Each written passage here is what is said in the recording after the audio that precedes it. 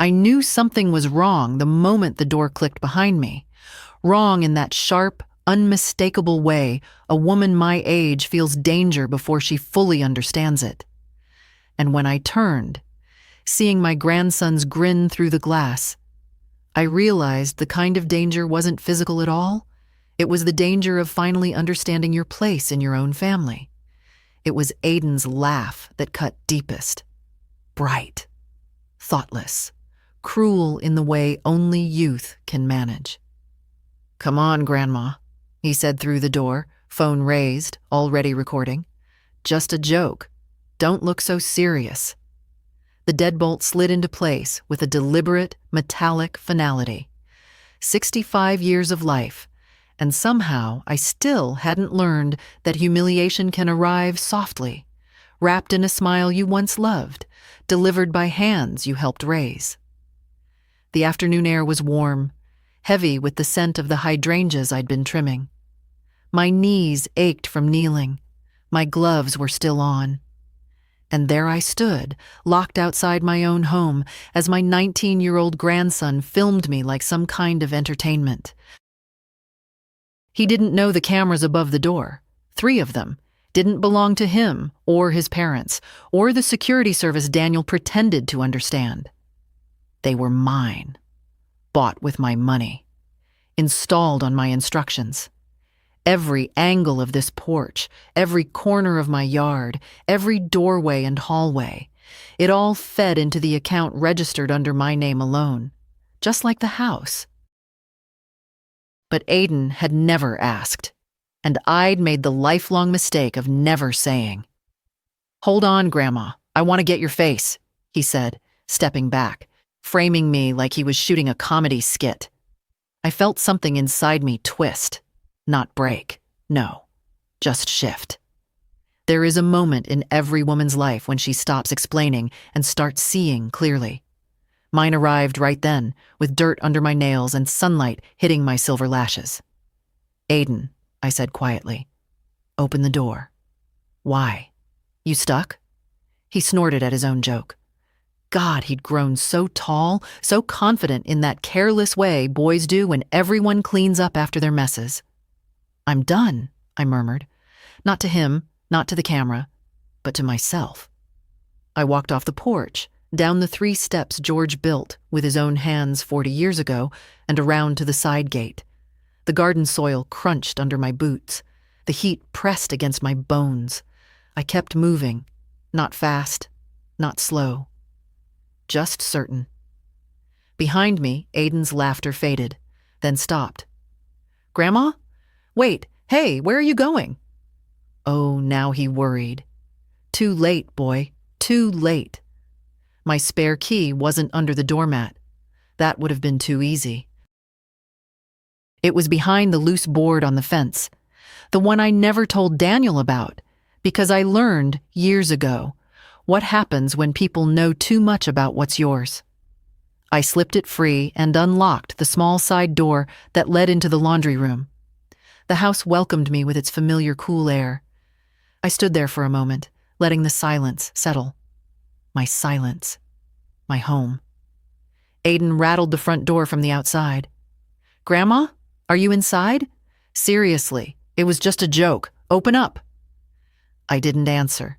Instead, I walked to the kitchen, poured myself a glass of water, and watched the live feed on my phone.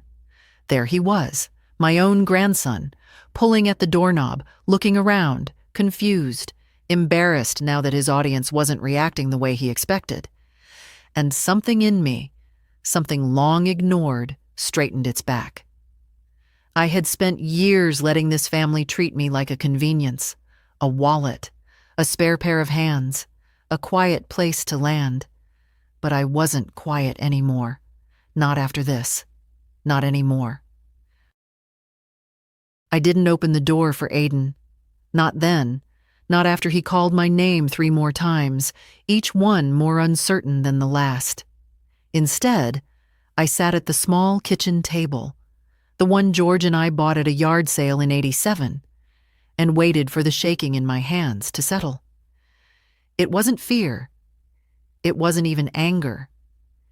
It was the realization of just how long I'd let myself be treated as an afterthought in a home I had built with my own life. The house was quiet, the kind of quiet that carries weight. My coffee cup still sat in the sink from the morning. The laundry basket, half full, waited patiently by the door. Nothing in this house rushed me. Nothing demanded from me. Everything here lived on my time, my terms. George used to say, "A home is only as strong as the respect inside it." I'd forgotten that somewhere along the years of cleaning up after other people, feeding other people, paying their bills, mending their hurts, smoothing over their chaos. I'd forgotten I was allowed to be respected too. Aiden's voice startled me back to the present.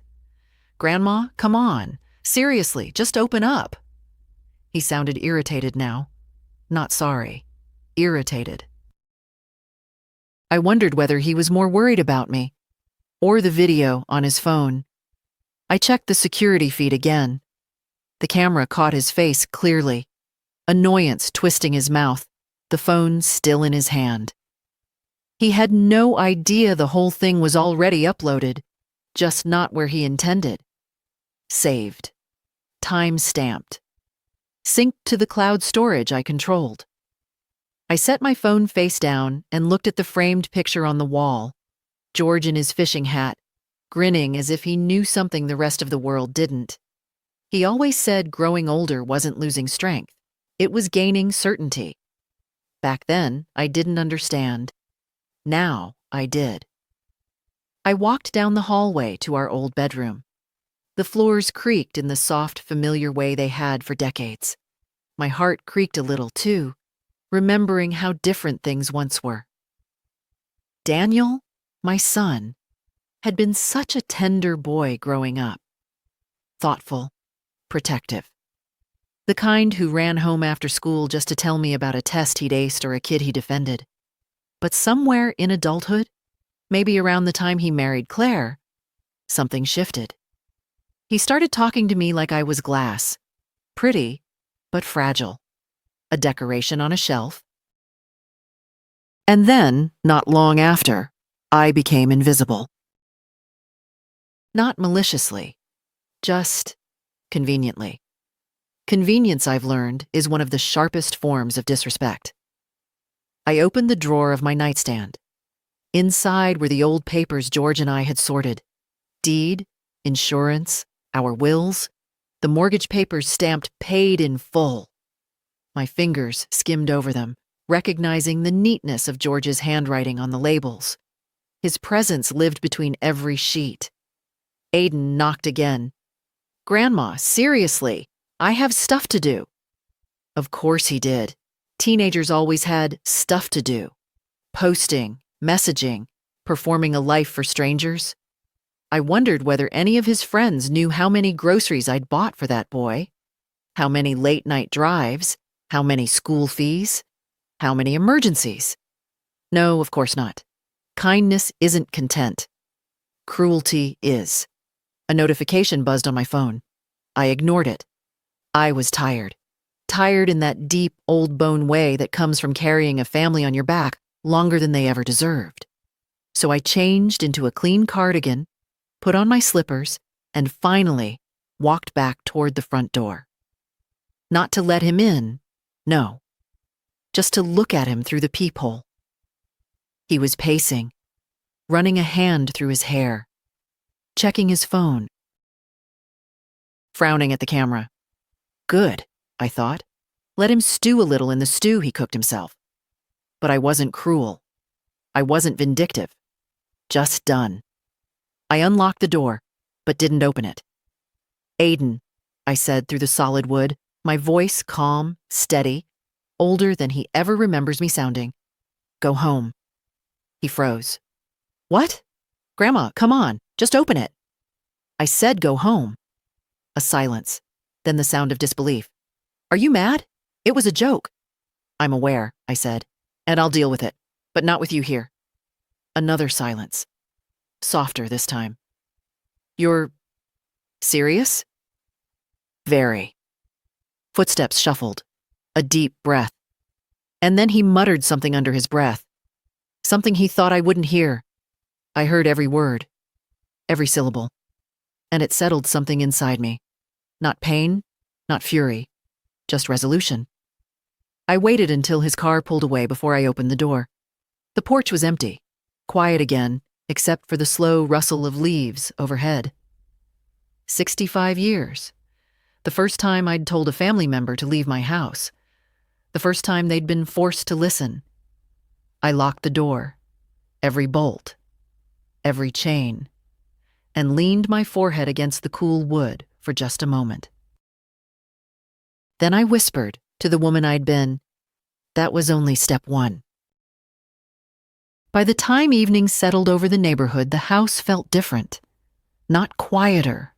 God knows it had been quiet for years, but cleared. Like a window finally wiped clean after seasons of dust.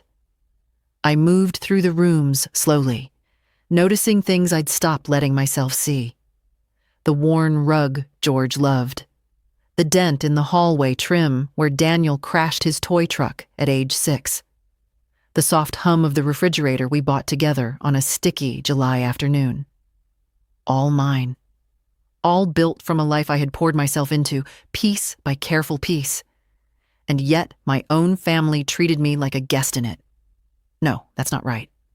A guest is welcomed. I'd been treated more like a service, a resource. And it didn't begin with Aiden's joke. No, that boy didn't invent disrespect. He inherited it, like an old jacket passed down through the years, worn, ugly, but still used because it was the only thing left in the closet. I headed into the living room, easing myself onto the old floral sofa. My knees complained, my back cracked, but the ache felt strangely appropriate. Bodies remember what hearts try to forget. I looked at the framed picture atop the mantel. Daniel at 14, smiling up at me, braces shining, one arm slung around my shoulder. I remembered the day so vividly, the rainstorm, the picnic that never happened, the way he clung to me when thunder hit. He loved me then. He trusted me then. Back when love wasn't calculated around convenience. Daniel grew up gentle. Too gentle, maybe. Always worrying about fitting in, about being taken seriously, especially once he met Claire. She was polished in that way women become when they've spent their whole lives being told appearances are currency.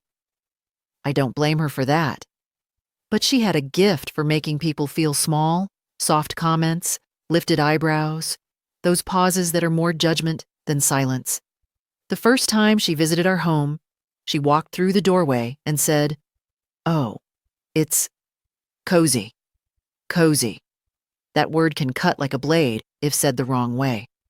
I noticed then, as I have many times since, how Daniel's posture subtly changed when she spoke. How he straightened, tightened, tried to match her hauteur. I suppose marriage is often about compromise, but theirs seemed to require Daniel to shrink himself piece by piece. And he let her do the same to me. It started small. "Mom, Claire has allergies. Could you not use scented detergents when washing our clothes?" "Mom, could you babysit again? We're exhausted." "Mom, the car service said it'll be expensive. Can we borrow yours?" Borrow. Such a polite word for keeping something until you forget who it belonged to. Then the financial emergencies began. Slow at first, then faster, until they blurred into one continuous request. Daniel always looked embarrassed when he asked, but he asked. And because he was my son, and because I remembered that 14-year-old boy clinging to me during a storm, I gave. Every time, I gave. Then the worst shift happened. The moment when they stopped saying thank you. It didn't happen all at once. Gratitude erodes quietly. A missed acknowledgement here, a rushed goodbye there, and then suddenly your help becomes expected. Owed. Aiden was raised in that atmosphere. He didn't create it. He simply grew inside it. I thought about him as I sat on the sofa. His lanky frame, his expensive shoes, paid for by me. His phone upgrade, paid for by me. His summer classes he never finished, paid for by me. His driver's license fees, paid for by me. And yet, today, he looked at me like I was optional. A prop. Something to point a camera at. My phone vibrated on the coffee table. I didn't rush. My bones didn't move for anyone anymore. A text from Daniel.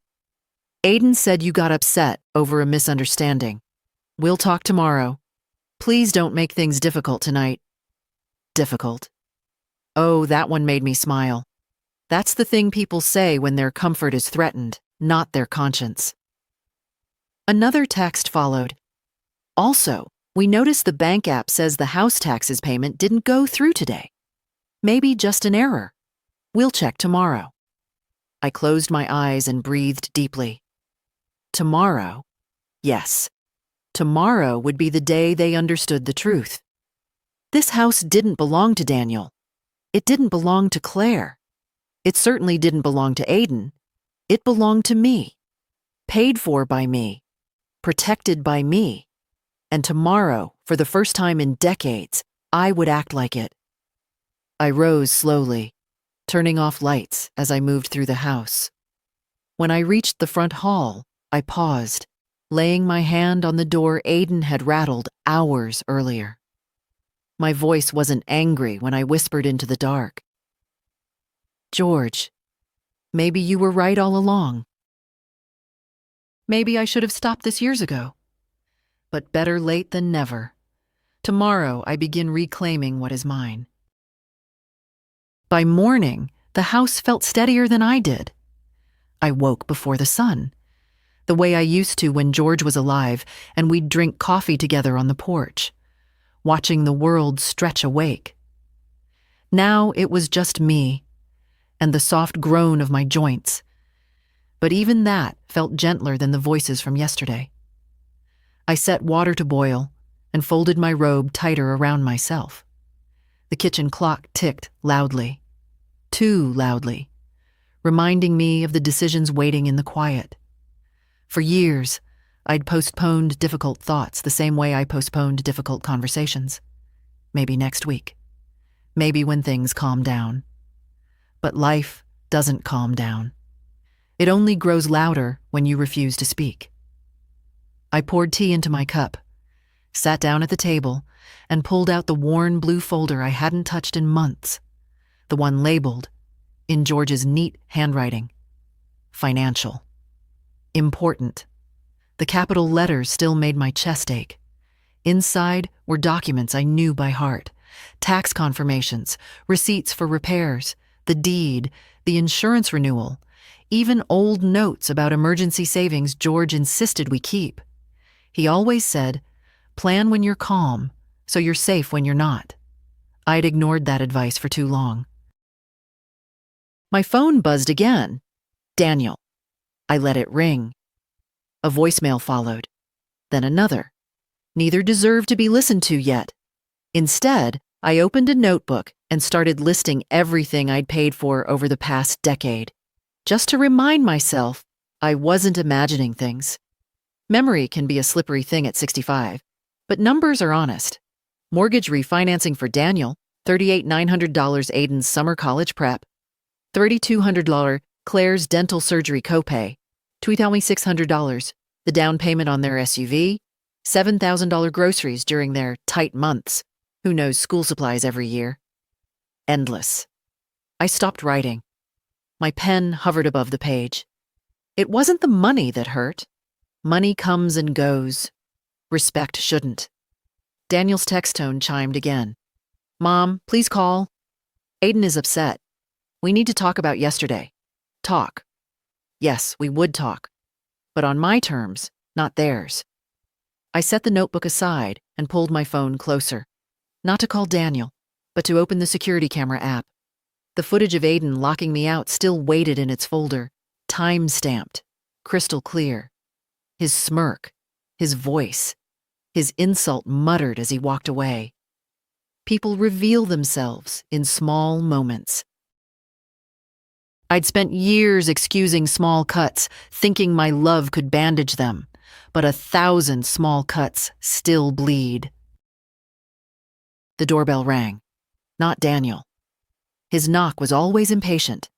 This one was hesitant. I glanced through the peephole and felt my shoulders drop, tension dissolving just a fraction. It was Lily, my granddaughter, 15 years old, Aiden's younger sister. Soft-eyed, quiet, the only one who visited not because she needed something, but because she liked to sit with me, talk about her books, ask about George. I opened the door. She stepped inside and hugged me without a word. Her hug was the kind that stays in your bones.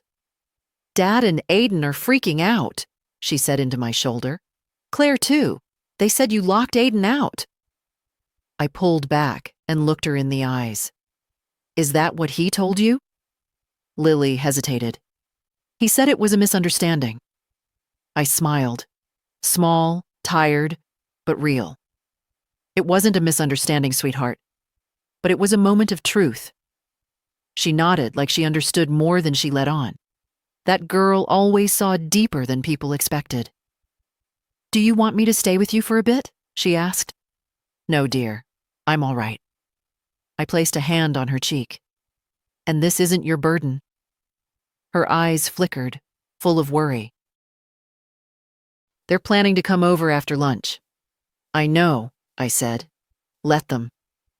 Because I was ready now. After Lily left, I went to the bedroom, changed into a clean blouse, brushed my hair back, and applied a touch of powder. Something I hadn't bothered with in months, not to impress them, but to remind myself of the woman I was before I let life mute me. By noon, I was sitting calmly at the kitchen table with my tea when I heard the unmistakable rumble of Daniel's SUV pulling into the driveway. Doors slammed, voices rose, footsteps marched, then the knock. Sharp, impatient, familiar. "Mom, open up. We need to talk." I didn't hurry.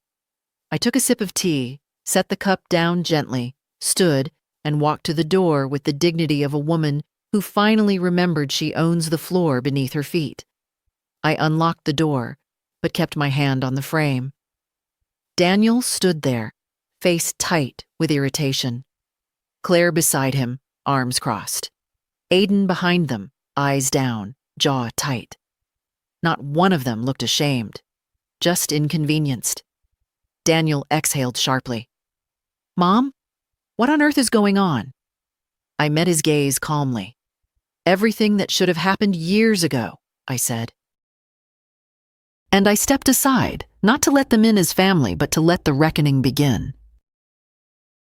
Daniel walked in first, the way he always did, like the house adjusted to him, not the other way around. Claire followed with that clipped grace she wore like armor. Aiden came last, shoulders hunched, hands shoved into his pockets, suddenly very interested in the carpet he'd spilled soda on 2 summers ago. I closed the door behind them and stood there for a moment, letting the silence land. People underestimate silence. It reveals more than shouting ever could. Daniel exhaled loudly, his signal that he was the reasonable one. "Mom," he began, "we need to clear up this situation." Situation. Funny how people soften words when they're afraid of their own reflections. I walked past them into the living room and sat in my chair, the one place in this house where authority still lived under my skin. They stood in front of me like school children waiting for discipline. "All right," I said quietly. "Explain it." Daniel frowned. "Explain what?" "How your 19-year-old son thought it was acceptable to lock his grandmother out of her own home." Aiden stiffened. Claire's arms tightened across her chest.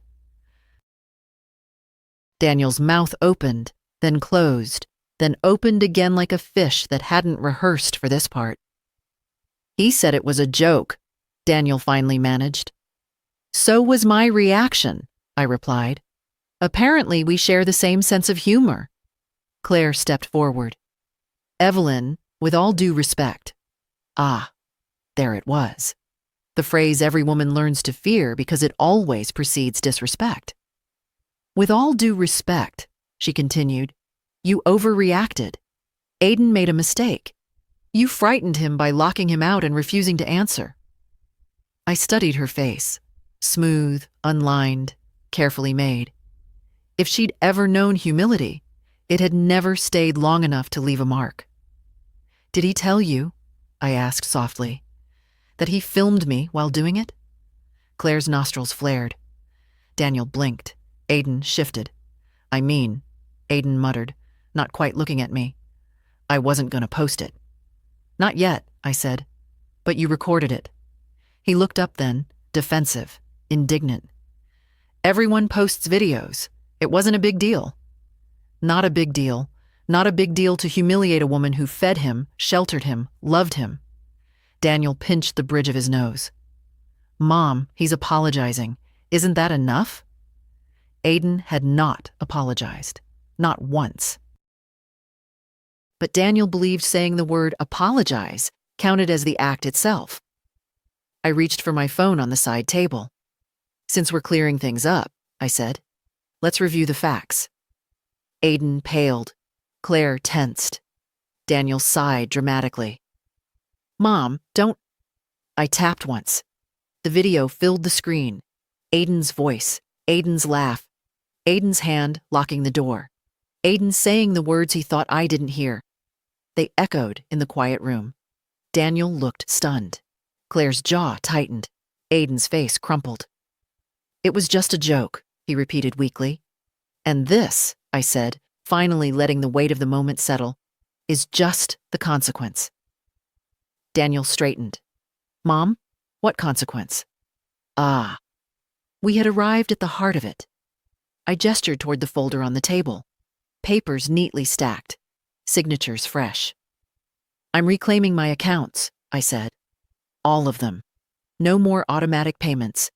No more transfers. No more covering your shortages. No more emergency funds. No more everything. Claire blinked, stunned. Everything. Everything, I said. Daniel reddened. You can't just cut us off, he snapped.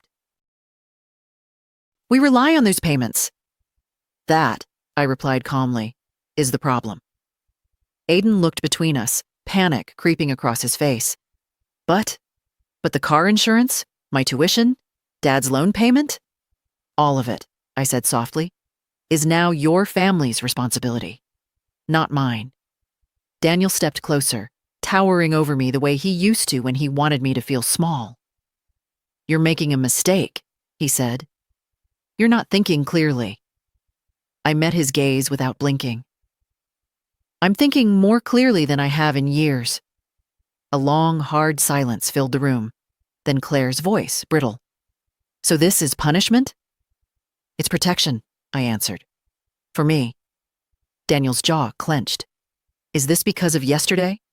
No, I said. Yesterday was simply the first time you were forced to see what I've lived with for years.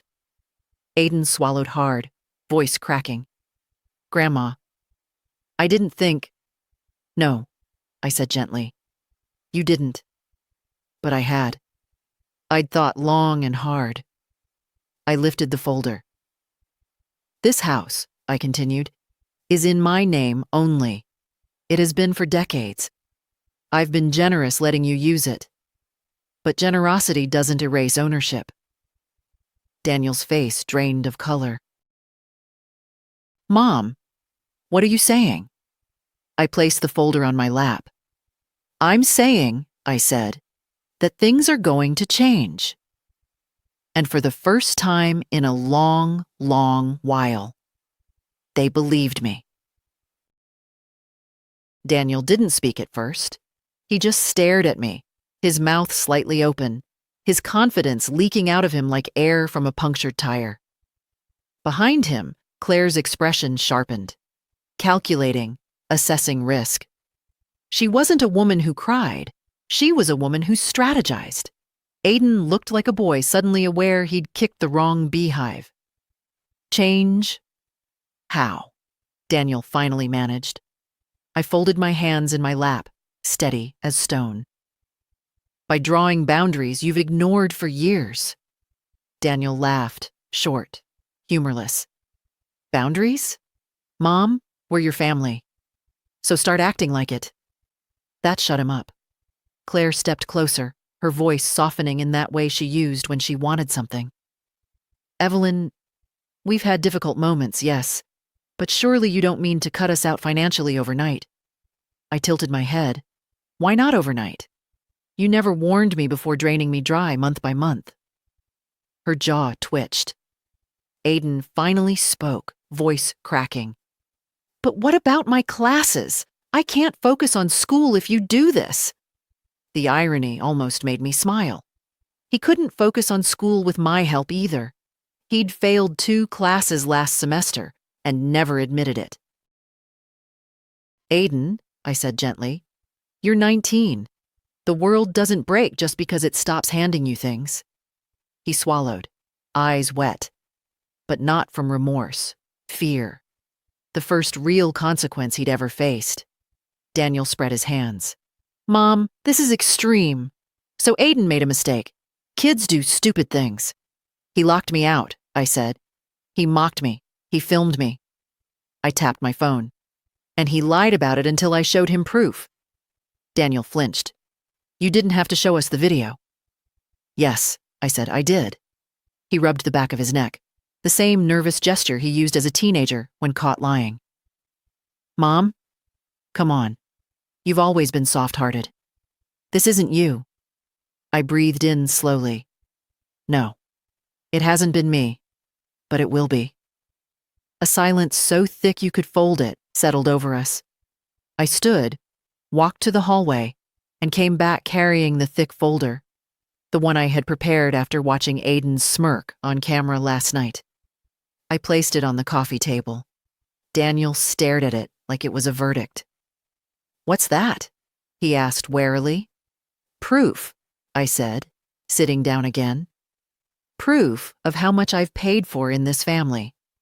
Proof of responsibility I carried alone. Proof that you've stopped seeing me as a mother and started seeing me as a bank. Daniel's eyes flicked over the labels. Car payments, school fees, groceries, loans, repairs. Claire paled when she spotted her dental surgery receipt. Aiden leaned over, stunned at the sheer number of pages. I let them read, let the truth settle. Then I spoke, calm and clear. I am done funding irresponsibility. Claire lifted her chin. So that's it? You're abandoning us? No, I said. I'm stopping you from abandoning yourselves. Aiden burst out, voice trembling. Grandma, we didn't know it was this much. And for the first time today, he told the truth. I know you didn't, I said, because nobody bothered to ask. Daniel's voice rose. You should have told us. I met his eyes. And you should have noticed. That silenced him completely. I sat back, my hands steady on the arms of the chair. I've already spoken to the bank, I continued. All automatic transfers to you have stopped. All bill payments associated with your household have been canceled.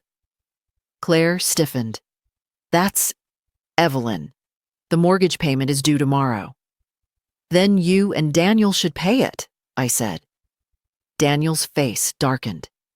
You knew about this for a whole day and didn't warn us?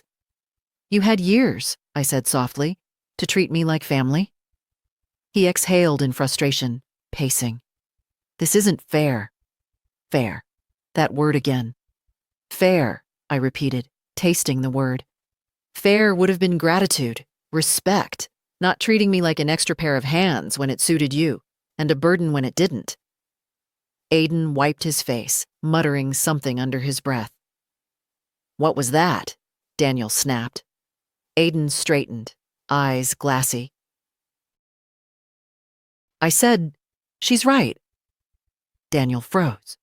Claire's hand tightened on her purse, and I, for the first time in years, felt something warm in my chest that wasn't heartache. It was strength. Aiden continued, voice shaking. She's right, Dad. I shouldn't have done it. It wasn't a joke. It was stupid. He looked at me, truly looked at me. I'm sorry, Grandma.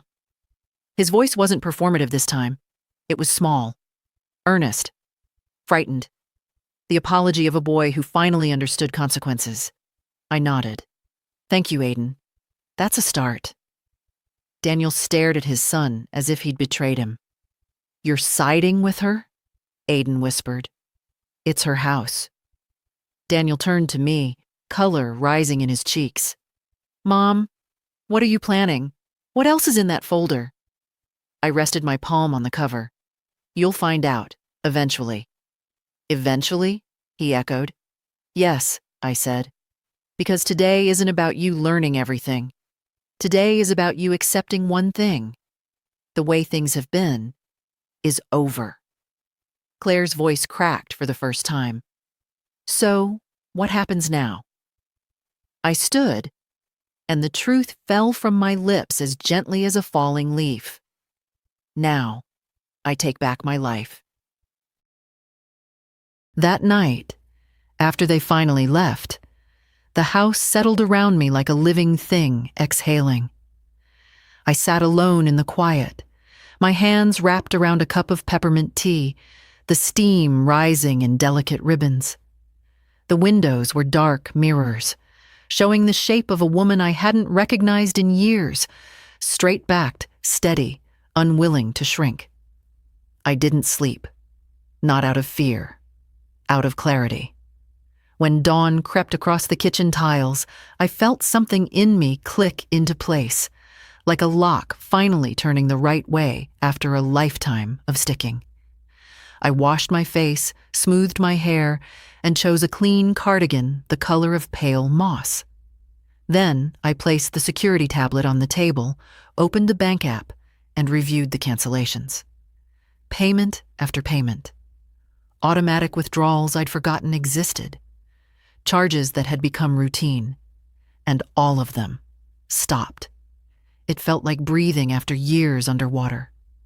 By 7 o'clock, I called my bank manager. A calm young woman answered, her voice polite, warm. I told her I needed to finalize the freezes and revoke access Daniel had to certain accounts I'd foolishly allowed him to help manage. She didn't question me. She simply said, "Of course, Mrs. Moore. We'll make sure everything is secure." Secure. A word I hadn't felt in a long time. When I hung up, I heard George's voice in memory. Steady, protective. You don't owe them your whole life, Evie. Not at the cost of yourself. I never listened. Until now. Around mid-morning, I sat outside on the porch, letting the sun warm my face. The hydrangeas needed pruning, the steps needed sanding, the gate sagged slightly at the hinge. Work never scared me. Neglect did. A soft car engine rumbled up the driveway, not Daniel's SUV, not Claire's spotless sedan. A smaller car, older, rattling slightly. Lily. She stepped out with her backpack slung over one shoulder, her hair pulled into a messy braid. The sight of her, gentle, thoughtful, loosened something tight in my chest. She walked up the steps quietly and sat beside me without a word. "You okay?" she asked after a moment. I smiled faintly. "Yes, sweetheart. I'm more than okay." She nodded, picking at a loose thread on her sleeve. "Dad's really upset. He said he didn't sleep." I sipped my tea. People often don't sleep well when their comfort ends. Lily's eyes flickered. Aiden told me everything. The video. The door. He said he deserved what happened. There it was. A flicker of conscience in a house where conscience had grown thin. "I don't want him to fear me," I said gently. "I just want him to learn." Lily leaned her head on my shoulder. "I'm glad you're standing up for yourself." Her voice trembled. I've seen how they talk to you. I always hated it. That pierced deeper than any insult ever had. "I know, sweetheart. I whispered, "and I'm proud of you for seeing it." We sat there a long while, listening to the neighborhood waking, birds calling, sprinklers starting, a dog barking down the street. Finally, Lily straightened. "Grandma, are you going to tell them everything you're planning?" "Not yet," I said. "People don't value what they think they still control." She nodded, like she understood perfectly. "What about today?" she asked. I looked at the house, my house. "Today," I said, "I'm meeting with a lawyer." Her brows rose. "A lawyer?" "Yes, to update some documents I should have updated years ago." She didn't ask what documents. She didn't pry. She simply reached for my hand and held it. Before she left for school, she turned at the bottom of the porch steps. "Grandma?" "Yes." "Don't let them scare you back into being small." Those words stayed with me long after her car disappeared down the street. And as I locked the front door behind me and headed toward my appointment, I finally understood. I wasn't becoming someone new. I was returning to someone I'd lost. Someone George would have recognized. Someone I was ready to be again. The law office sat on the corner of Brookside and Pine, a small brick building with green shutters and a sign that hadn't been updated since the 90s. I liked that about it. Anything too shiny always makes me suspicious. Shiny things usually hide scratches under the surface. Inside, the air smelled faintly of old books and lemon polish. A receptionist with silver earrings and kind eyes greeted me by name as if she'd been waiting all morning. "Mrs. Moore, Mr. Donnelly will see you shortly." I nodded, taking a seat on the leather bench by the window. A man in a suit rushed past, papers flying from a folder, swearing under his breath. A woman on the phone whispered urgently about a custody case. Life's quiet disasters happening behind every door. It struck me then that I had spent decades smoothing over everyone else's emergencies, tending to their crises as if they were fires only I could put out. But now it was time to tend to my own safety. "Mrs. Moore?"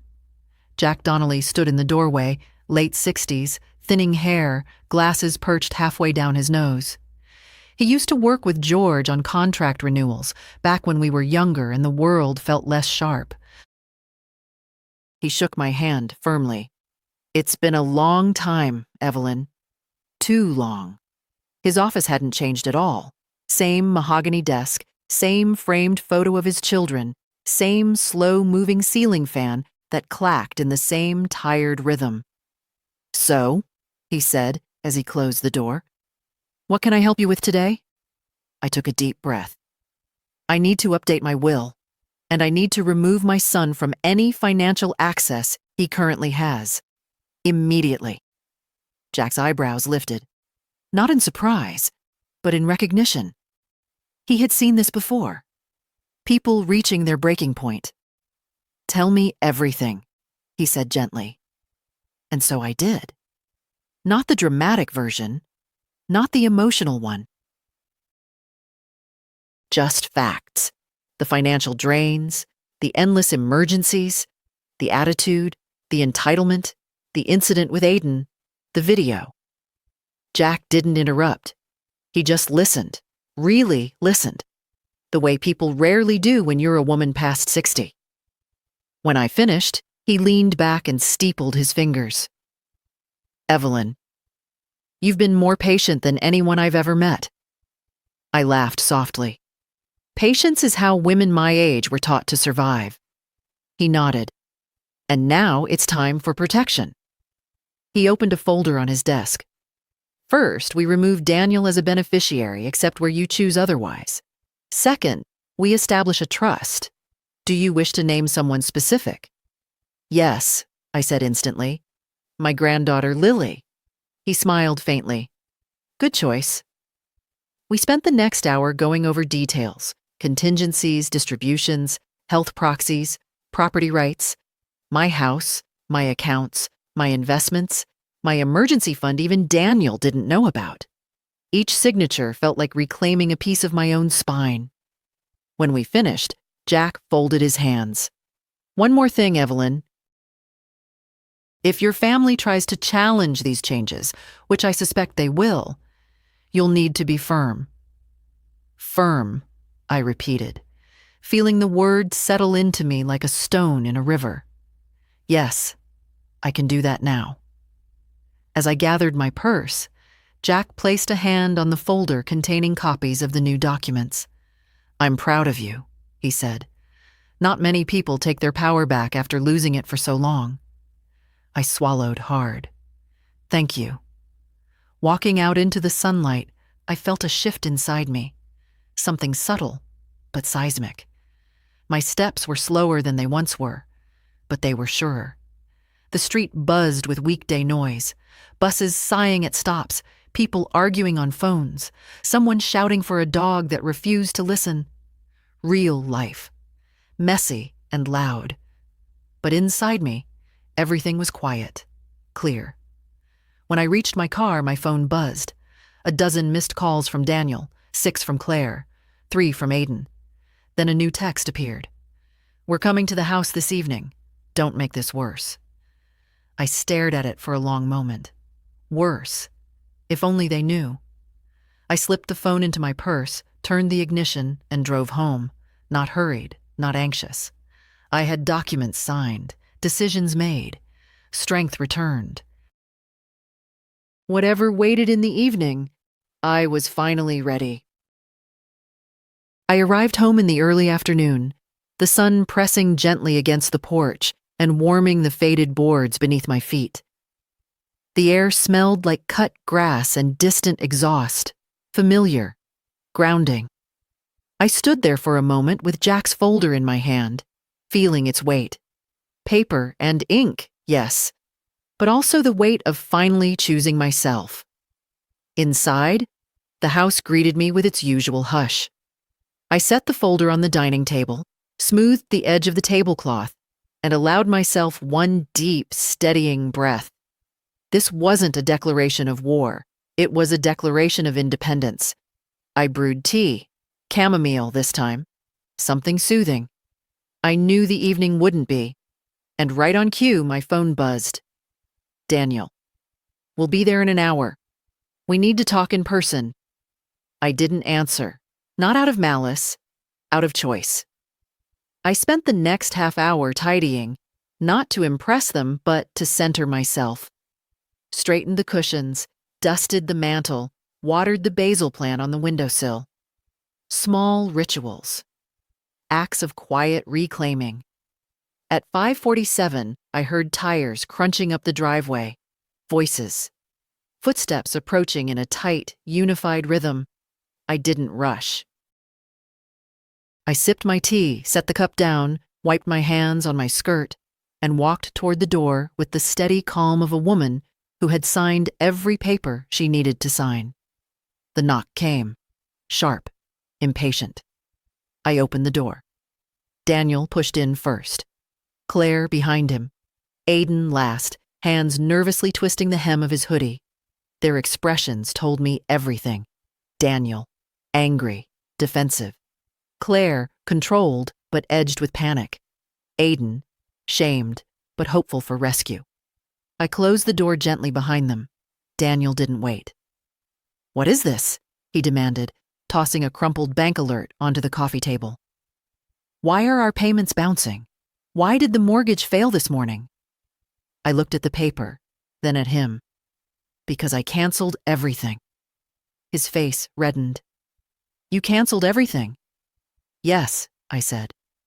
"Without even asking us," he barked. I blinked slowly. "Daniel, for 10 years, I've been paying your bills without you asking me. This is the first time I've matched your energy." Aiden's eyes widened. Claire swallowed hard. Daniel raked a hand through his hair. "This is insane, Mom. You can't just change everything overnight." "Overnight?" I echoed. "Daniel, you've had years of warning signs. You just ignored every one of them." Claire stepped forward, voice trembling with anger she was trying to disguise as concern. Evelyn, this isn't like you. Did someone influence you? Did someone put these ideas in your head?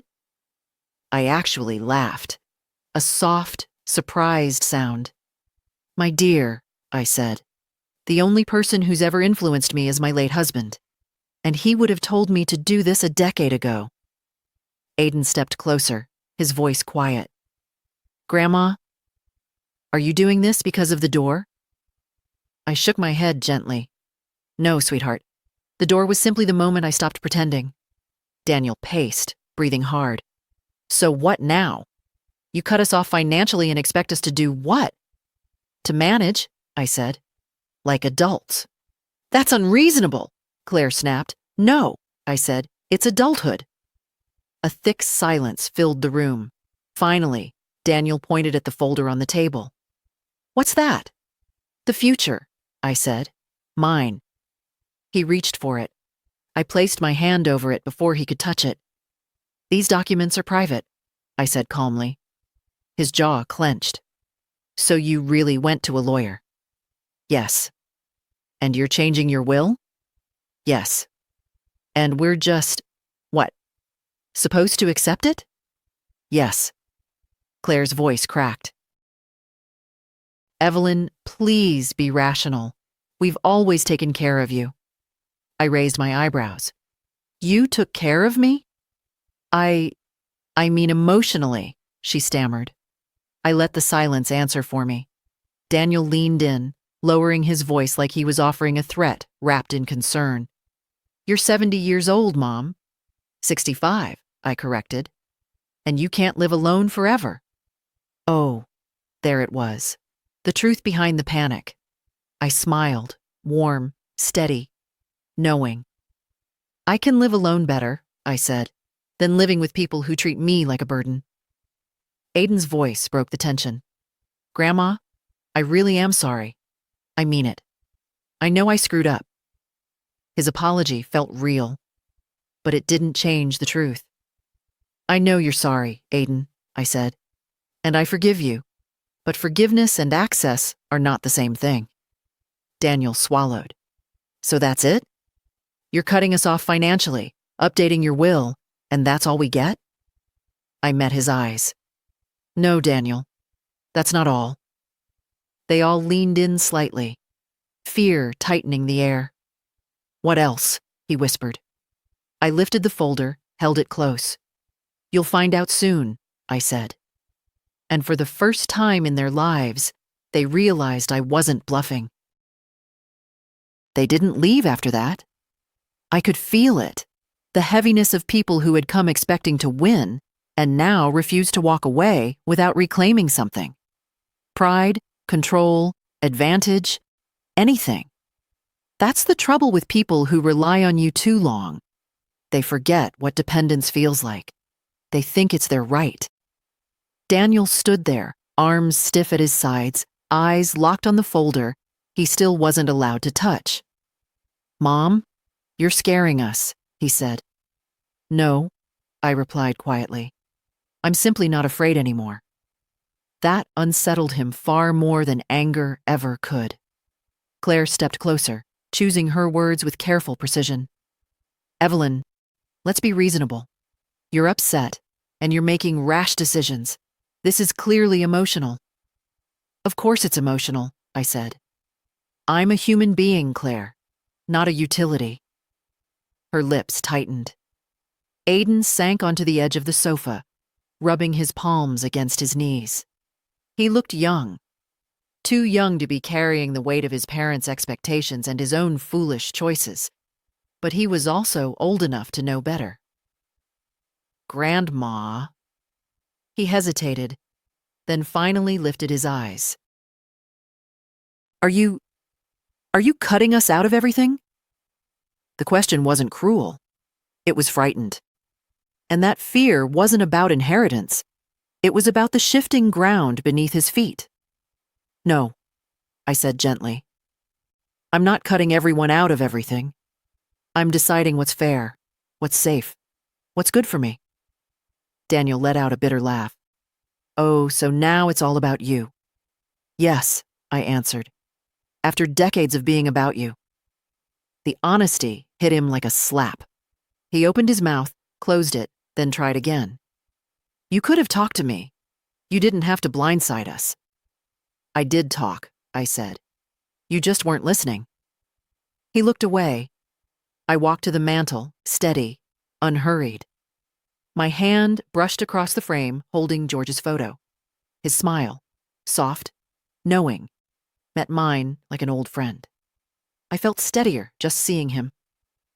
When your father died, I said, turning back to them, I lost more than a husband.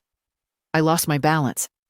I started saying yes to everything because I was so afraid of losing the last pieces of family I had left. Claire's expression shifted, guilt flickering so quickly it almost disappeared.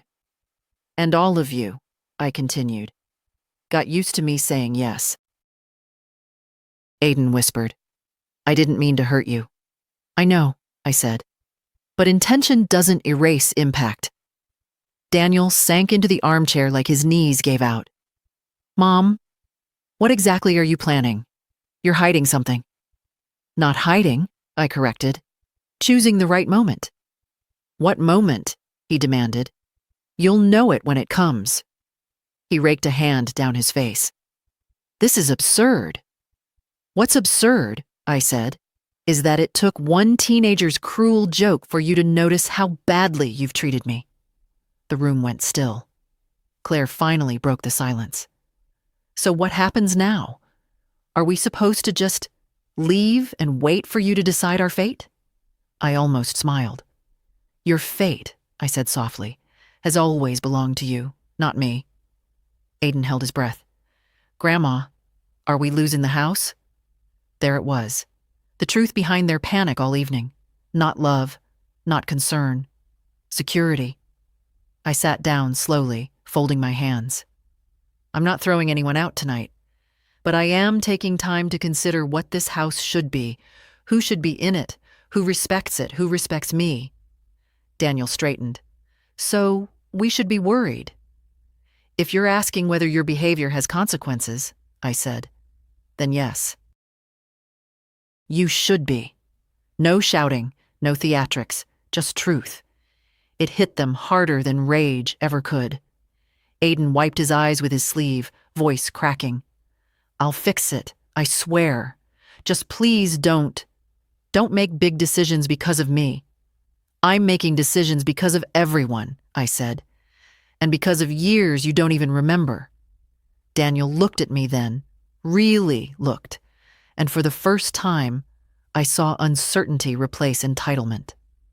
Mom, he said quietly, what do you want from us?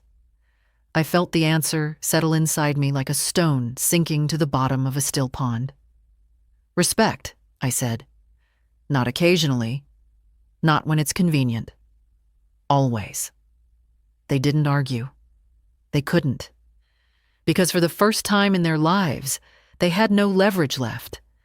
And I, for the first time in mine, had all of mine back. After they left that evening, the house returned to its natural stillness, but my mind didn't. Their voices echoed faintly in the air long after the door shut, like dust that takes its time settling. I cleaned the kitchen slowly, wiping the same counter twice without realizing it. It wasn't fear keeping me awake. It was clarity sharpening itself. Aiden texted late, a single message. I'm really sorry. Can I talk to you tomorrow?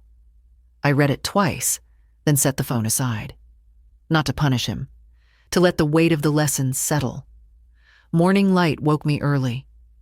I made oatmeal, poured tea, and sat by the kitchen window where the hydrangeas brushed against the glass. They looked overgrown, heavy-headed, as if they too were tired of carrying years of neglect. I was finishing my tea when a soft knock sounded at the front door. Not Daniel's bark, not Claire's tapping. A gentle knock. Aiden. He stood on the porch with his hoodie half-zipped and his shoulders slumped, as if the night had aged him. His hair was uncombed. He looked small? The way boys look when the world stops cushioning them. "Grandma," he said quietly. "Can I come in?" For a moment, I saw the child he once was, the boy who used to leave dandelions on my porch and say they were flowers for my favorite grandma. I stepped aside. He walked in, but didn't sit. He stood in the center of the living room like he was afraid to touch anything. "I need to tell you something," he said. I sat in my chair, hands folded. "Then tell me." He swallowed hard. "I wasn't trying to hurt you. I swear I wasn't. I wasn't thinking. Everyone online does stupid videos and I just wanted people to laugh." "And did they?" I asked gently.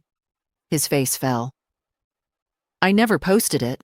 I mean, I was going to, but I didn't." I didn't say a word. "Yesterday scared me," he whispered. "Not because you were mad, because I saw myself. I saw how I looked on the video. I didn't recognize that person." His voice cracked. "I don't want to be that person." The sincerity in his eyes was unmistakable, a boy confronting himself for the first time. I motioned toward the sofa. "Sit." He obeyed, dropping heavily onto the cushion, elbows on his knees. "I know Dad and Mom are angry," he said. "They're saying you're overreacting, but I think they're wrong." I waited. He needed to say this out loud. "You've done everything for us," he went on. "And we just kept taking. And taking. I didn't even notice. I thought that's what families do. I guess I thought you'd always be there, no matter what." I exhaled softly. "Love doesn't mean you get to stop seeing someone." He nodded, tears gathering. I know now." A long silence followed. Quiet, but not heavy. A silence where truth could settle without breaking. Finally, he lifted his eyes. "Is it true? What Dad said? That you're changing everything? The will, the accounts, the house?" "Yes," I said simply. He shook his head slowly, absorbing it. "So what does that mean for us? For me?" "It means," I said, "that you get a chance to grow up without leaning on me for things you should learn to carry yourself." He wiped his face. "I'm scared, Grandma." "I know," I said. "Change always scares people who have relied on the old ways." He let out a breath that trembled. Are you going to cut me out?" I studied him, really studied him. This boy who had hurt me, yes, but who was also capable of seeing the truth, unlike the adults raising him. "No," I said, "but I am going to hold you accountable, and I'm going to decide what role you earn in my life going forward." His shoulders sagged with both relief and responsibility. "I want to earn it," he whispered. "Please let me." "I will," I said. "But this isn't about promises. It's about consistency." He nodded, wiping tears with his sleeve. "Grandma, I want to fix things, not just with you, with myself." That was when I saw it. The moment George used to call a turning of the tide. A flicker of maturity struggling through the cracks. I reached out and placed my hand over his. "You can," I said, "but you'll need to stand on your own feet to do it." He nodded again. And for the first time since the incident, I believed he actually would. Aiden left just after 10, wiping his eyes one last time before stepping off the porch. I watched him walk to his car, slowly, shoulders still slumped, but with a different sort of heaviness than yesterday. Not arrogance, not confusion, responsibility. The boy was learning, even if the adults refused to. I locked the door, not out of fear but out of habit, and returned to the kitchen. I had barely taken 2 steps when the rumble of an engine sounded again. Daniel's SUV. Claire's clipped voice carried before she even reached the porch. I let myself exhale once, then opened the door before they could knock. Claire was flushed, hair perfectly arranged, but tension pulling at her mouth. Daniel looked worse, uneasy, jittering with a restless energy I remembered from his teenage years, back when a failing grade made him fear disappointing me. But this time, it wasn't disappointment he feared. It was consequence. "Mom," he said without greeting, "why was Aiden here? What did you tell him?" "What I needed to," I said. Claire crossed her arms tightly. "I hope you didn't guilt trip him. He's already emotional." I gave her a long, steady look. Emotional reactions are natural when people finally see the truth. She opened her mouth, then closed it. Daniel forced a breath through his nose. "We need to talk. Now." "Then come in," I said. They walked inside, but not with the confidence of before. This time their steps were careful, like people entering a courtroom. Daniel didn't sit. He stood by the sofa gripping the backrest until his knuckles whitened. "Mom, we got a notice from the insurance company this morning, then another from the utility provider, and the bank called. They said you removed my access to your accounts." "I did," I said calmly. "Why?" This time the question wasn't angry, just stunned. "Because it was never your access to have," I answered.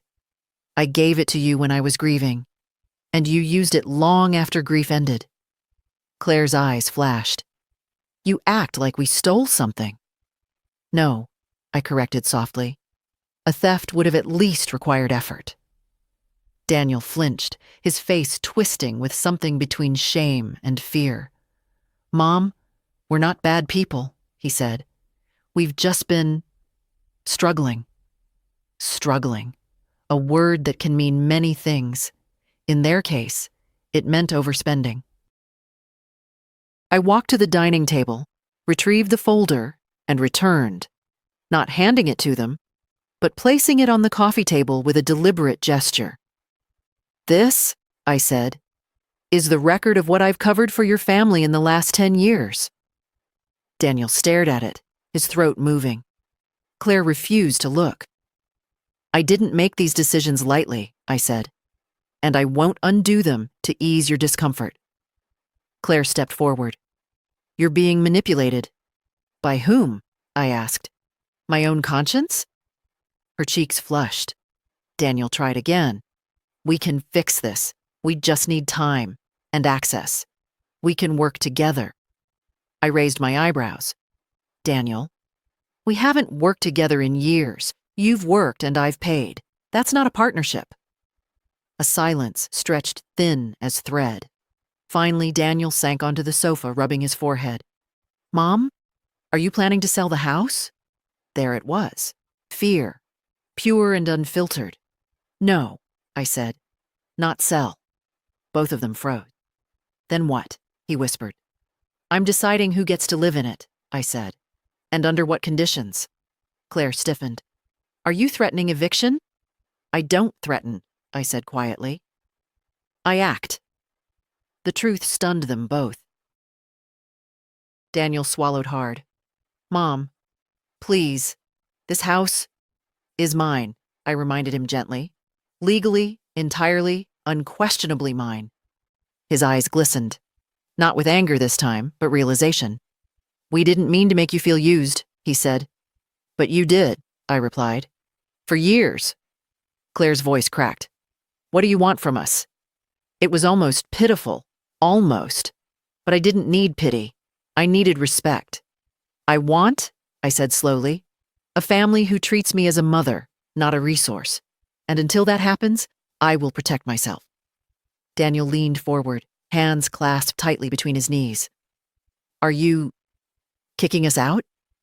"Not today," I said. Their relief was sharp, visible. "But soon," I continued, "you will hear my decision."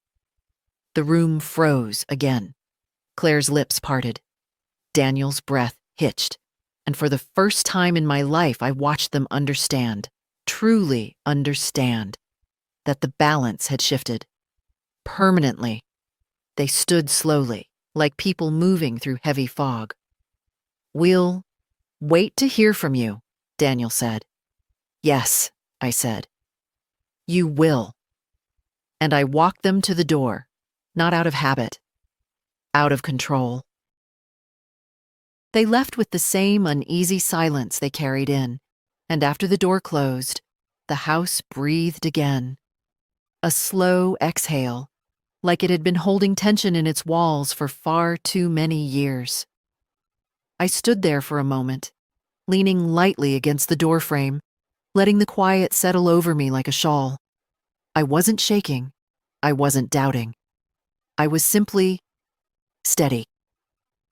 Around 6 that evening, as the sky began to dim into a lavender dusk, I moved through the house, checking each room, not for safety, but for clarity. My bedroom, neat as always. The bathroom with its faint scent of lavender soap. The linen closet George built himself, still sturdy.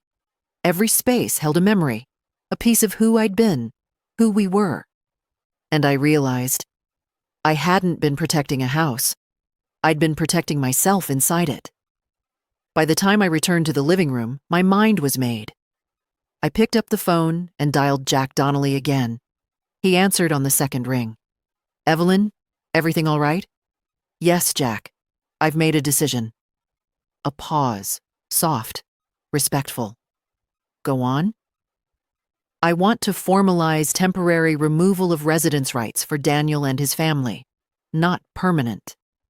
Temporary. Until boundaries are established." Jack didn't sound surprised. "You're well within your rights. The deed is exclusively in your name. I can draw up the notice."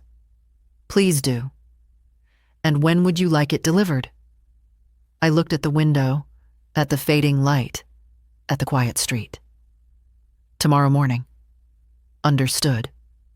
When I hung up, I felt no triumph, no bitterness, only a sense of long overdue order, like aligning a crooked frame that had bothered you for years. A soft knock startled me, not loud, not demanding, almost shy. I opened the door to find Lily again, clutching a small grocery bag. "Mom sent me to drop these off," she said, lifting the bag half-heartedly. "But I wanted to come anyway." I stepped aside for her. She placed the bag on the counter, milk, eggs, bread, and then turned to me, her eyes wide and troubled. "Grandma, they're acting strange. Dad's pacing. Mom keeps whispering. They think you're planning something huge." I smiled gently. "I am." She swallowed. "Should I worry?" "No, sweetheart," I said, touching her cheek. "You should trust that I finally learned how to protect myself." Lily's eyes glistened. "I wish they listened to you the way I do." "Maybe one day," I said. "But I can't wait for that day to come before doing what's right." She stayed a little while, sitting at the kitchen table, telling me about school, friends, a book she was reading. Ordinary things, grounding things. When she finally left, the house didn't feel empty. It felt fuller, because of her kindness, not their absence. After she drove off, the sky darkened fully. I made a cup of tea and sat in my chair, letting the steam warm my face. Tomorrow would be a turning point. Quiet, dignified, necessary. I didn't feel cruel for what I planned. I felt equal. As the clock neared 9, I whispered to the empty room, to the memory of George who had always known my strength even when I forgot it.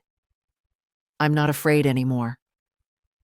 And for the first time in a very long while, the words felt true. The notice arrived early the next morning, just after sunrise. Jack had arranged for a courier instead of an email. Wise, thoughtful. Paper feels heavier, more real. People take ink on a page more seriously than pixels on a screen. The young courier handed me the envelope with a respectful nod. "Mrs. Moore?" "Yes, dear." "Mr. Donnelly asked me to give you this directly." I thanked him, closed the door, and stood for a moment in the quiet hallway. The envelope felt smooth and cool in my hands, the way important things always do. I didn't open it. There was no need. I knew exactly what was inside. Temporary removal of residence rights. 30 days to vacate. A legal reset. Not punishment. A boundary. I set the envelope on the kitchen table, made myself a cup of tea, and waited. They arrived an hour later. Daniel didn't bother knocking politely this time. His fist hit the door in heavy, rapid bursts. 3, then another, then another.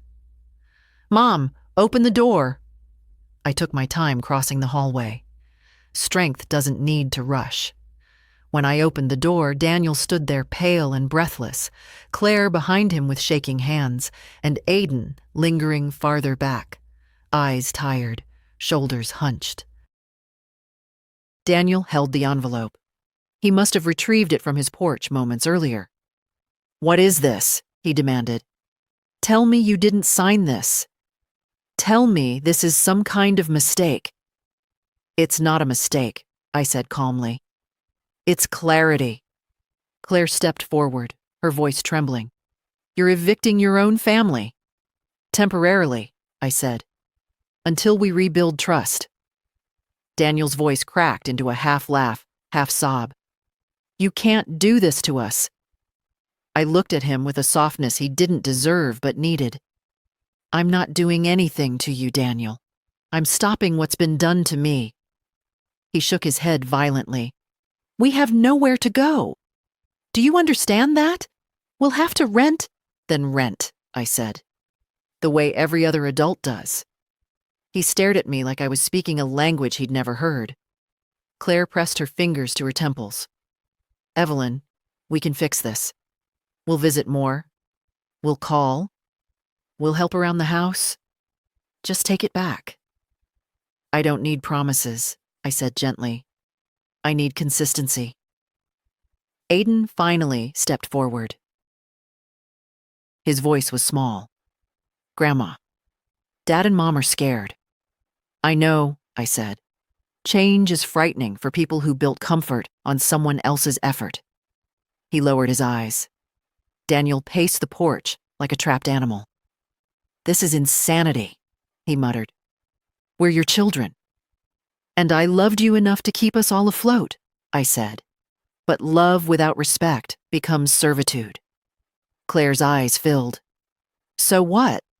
What are we supposed to do?" "Find your own footing," I answered. "Use the strength you should have built long ago." A silence followed. Long, raw, honest. Aiden spoke first. "Grandma, will we be allowed back?" "Yes," I said softly. "When you learn how to arrive without expecting to take." Daniel wiped his face with the back of his hand. "And what if we fail?" "You won't," I said, "but only because failing will finally cost you something." For a moment, none of them moved. Then Daniel took a shaky breath. "We'll pack," he whispered. I nodded. Claire gave me a complicated look, half resentment, half something close to respect. Aiden stepped closer and wrapped his arms around me gently. "I'll do better," he murmured. "I know you will," I said. After they left, the house fell silent again. But it wasn't the hollow silence of abandonment. It was the peaceful quiet of order restored. I walked through each room, touching the backs of chairs, the cool edges of picture frames, the soft folds of curtains.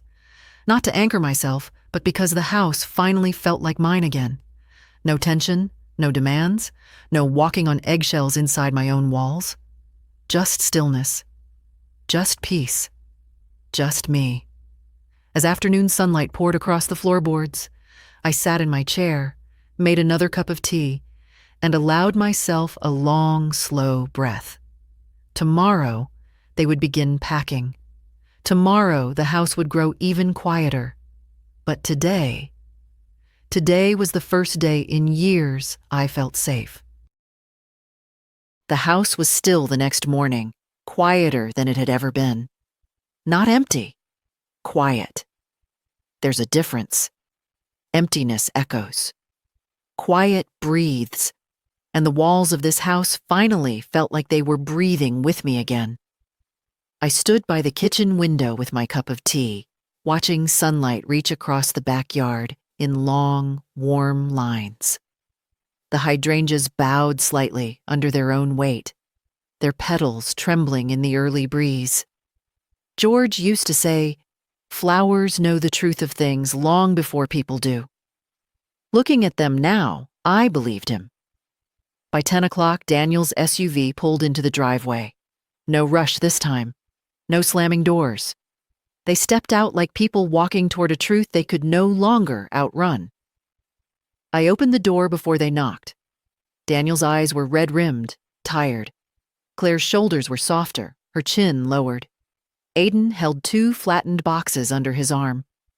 "Morning, Mom," Daniel said quietly. "Morning," I replied. No tension, no drama. Just a transition finally accepted. They walked inside slowly. The house didn't seem to shrink from them the way it used to when their moods filled every corner. Today, it simply received them, not as owners, not as dictators of my peace, but as visitors passing through a place they'd mistaken for theirs. They packed in silence. Claire folded clothes with more care than she had ever shown in my home. Daniel lifted boxes without muttering or groaning.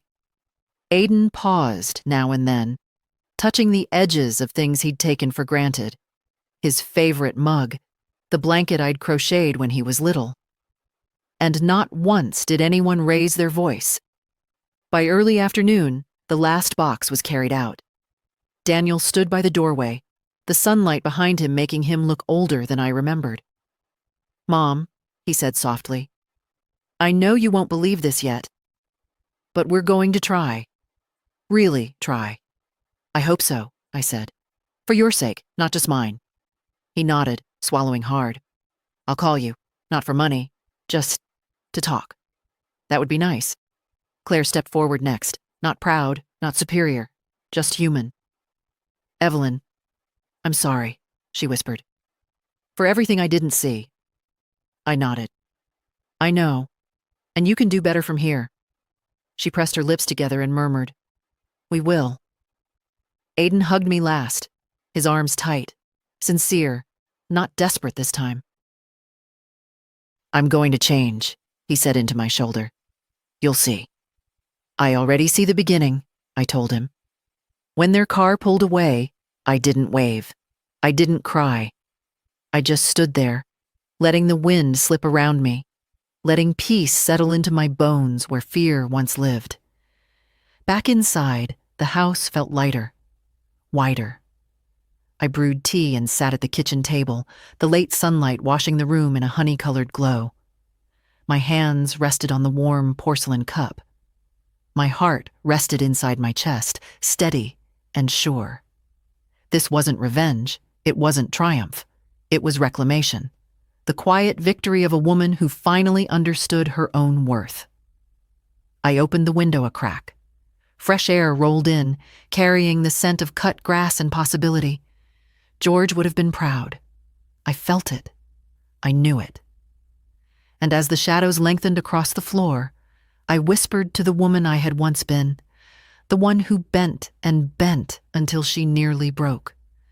"You came back." The kettle clicked off. A bird sang somewhere near the porch. The house, at last, was mine. All mine. If this story touched you, even just a little, leave a comment or follow for more. Your voice means more than you know.